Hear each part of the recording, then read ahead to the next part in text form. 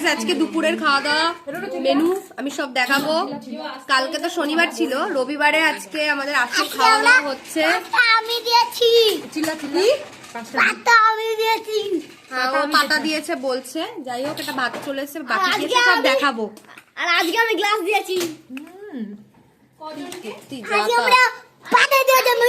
আমি ব্লগ টক আর করবো না, তোদের জন্য আমি ব্লগ টক আর ছেড়ে দেবো ব্যাং।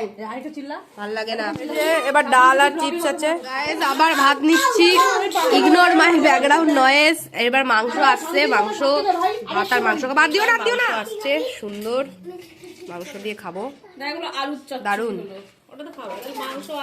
রিভিউ দিচ্ছি, আর কার কি ভালো লেগেছে লাগেনি জানি না, আমার তো খুবই ভালো লেগেছে। আমার দিদা আর মা দুজন মিলে করেছে। অনেকদিন পর বাড়িতে খুব সুন্দর মাংস খাচ্ছি, মানে আমাদের অনেক কদিন ধরেই কি বলবো, মানে বাড়িতে সেই কাল অসুখ চলছিল, সেই সব চলতে চলতে চলতে চলতে আমাদের খাওয়াই হয়নি। এখন খাওয়া হচ্ছে অনেকদিন পর, টেস্টি হয়েছে বেশ, খুবই সুন্দর। এবার চাটনি পাপড় চলে এসছে।